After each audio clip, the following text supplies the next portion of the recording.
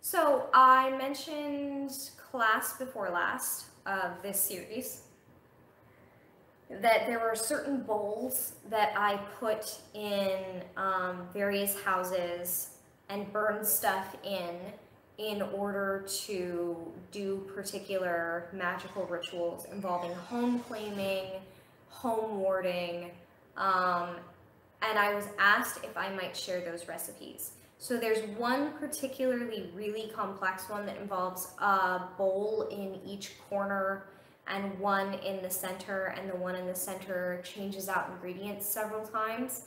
I'm gonna go ahead and post that one as a Patreon exclusive. I think I posted it somewhere in the past, but I was gonna go ahead and get a little more in depth on that. I think that one went up on Tumblr many years ago. So if anyone wants to see if they can find it, they're welcome to do that. If you are one of our patrons, keep an eye out and I'll post that pretty soon here. Patrons do gain access to exclusive content, including our ongoing classes on exorcism, the study of subversive, harmful, and malicious and deceitful spiritual entities. And I think there's a class that's still ongoing on chaos magic on there.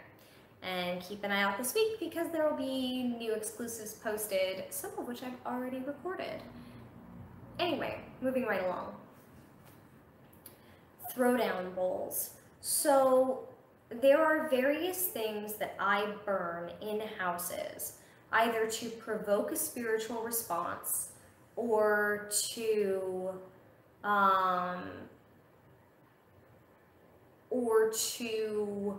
banish things, or to say, like, come at me if you think you're hard enough, or to diagnose spiritual problems. As we go through the exorcism class, I'm going to be basically detailing all of the methods that I use when I go to home cleansings and exorcisms, but let's talk about some of my most common recipes. So there's sort of three elements here. One is spiritual lore, which I've tried to study as many different cultures as I can and as many different methods as I can from cultures that are either open or at least semi-open, where if you go and you're willing to learn from them, they'll teach you, or things that have become so broadly spread that they've basically become naturalized across cultural lines. I'm sure there are times that I have screwed up with that and crossed a cultural appropriation line, and in many cases I try to go back and get that out of my practice if I do realize it later.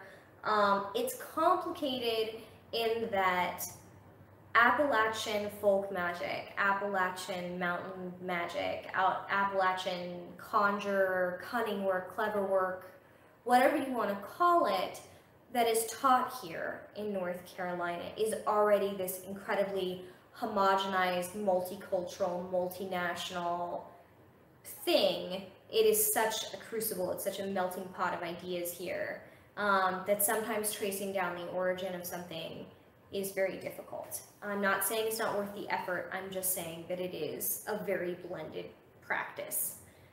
Anyway, so to start with, we talked about the diagnosing powder, which is essentially a combination of saltpeter and powdered sugar.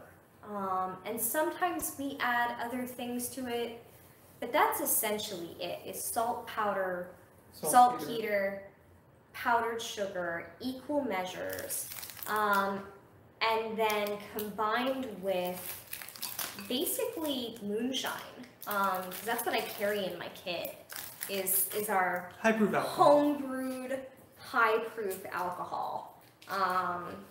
Methyl alcohol also works really, really well, which I tend to have on hand because I'm an artist in my copious spare time.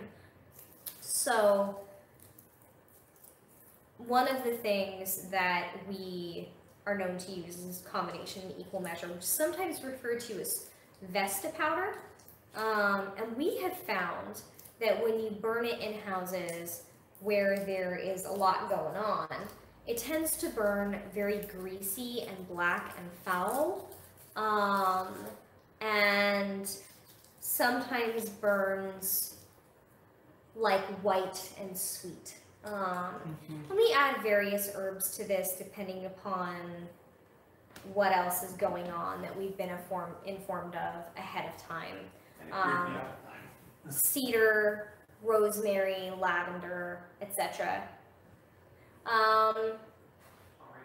It's okay. You're having a rough night. I understand.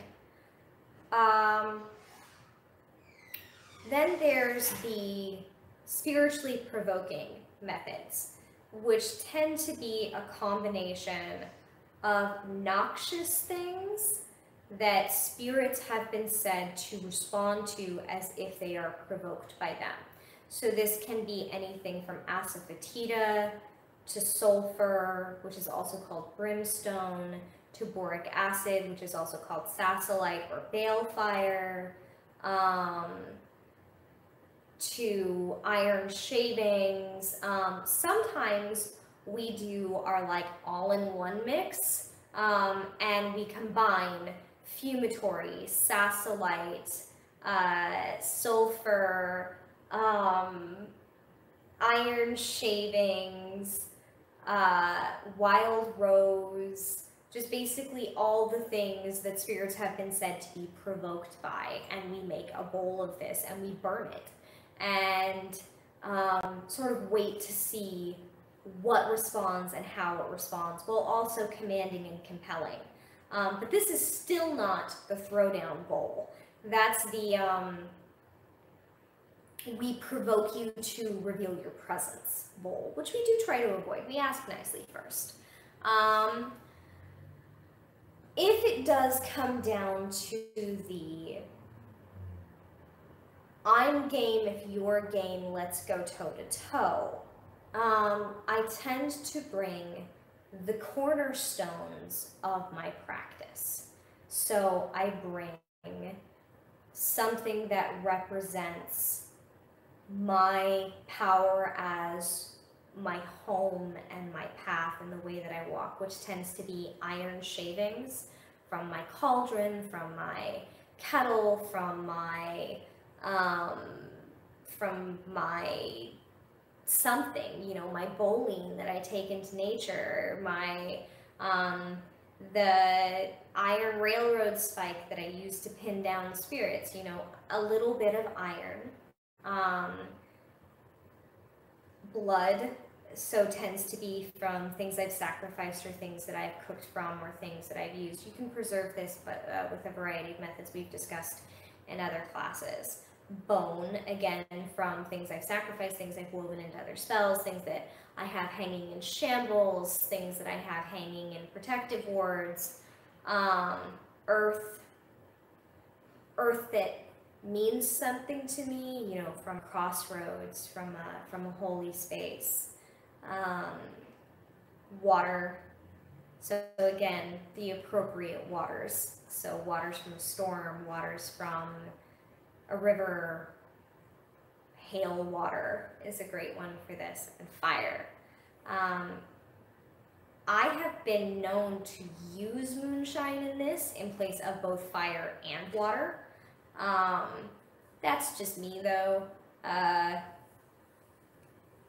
then I add myself.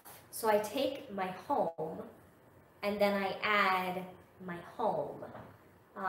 And a little bit of these things from me, you know, a little bit of my spit and fire, a little bit of my bone and blood. And generally I do this by spitting into the bowl and also pricking my finger with an awl. And to this I add all of those provoking herbs. that we've discussed. Not all of them, whatever feels appropriate at the time, but asafoetida, bale, fire, sulfur, whatever. And I mix this all together, and I essentially say, I challenge you. I challenge you. One of us gets to determine who gets to stay in the house. One of us gets to determine who has power over this body. One of us gets to determine who, on one memorable occasion, who gets the trailer.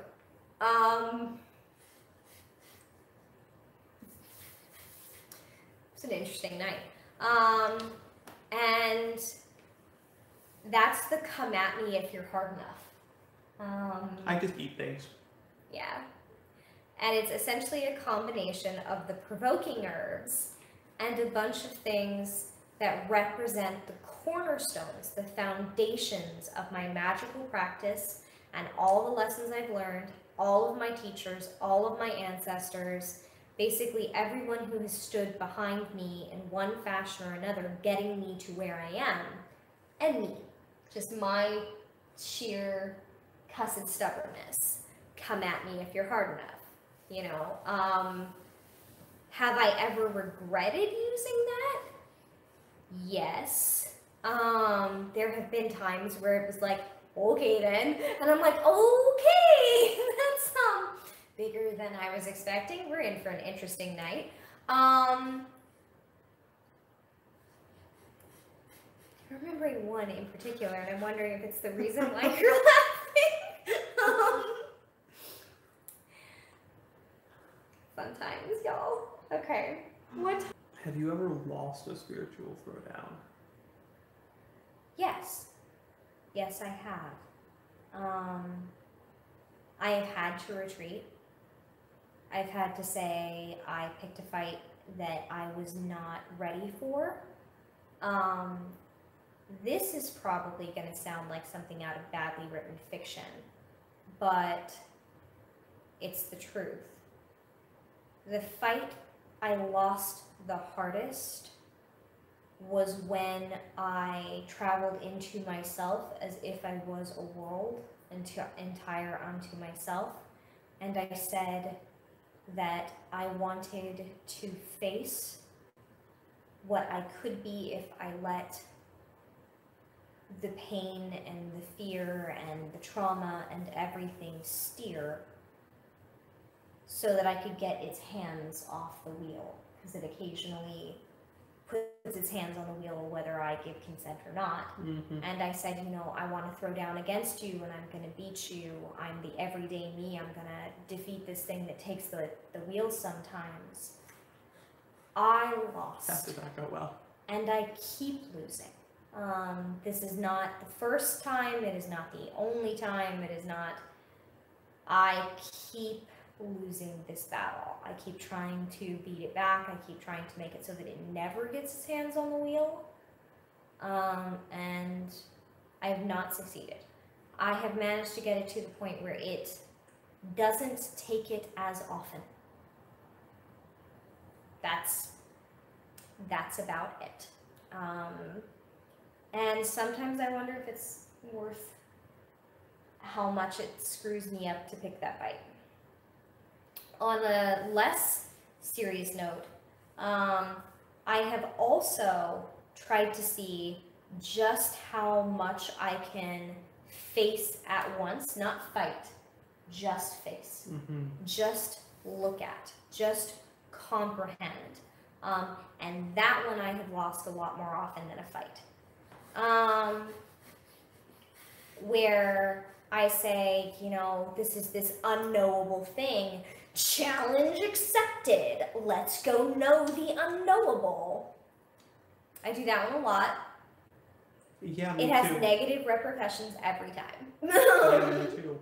I know. It's one of the things I really like about We you. have different negative repercussions. Yes, but I get this about you as a person, where you're like, vast unknowable thing, yes, and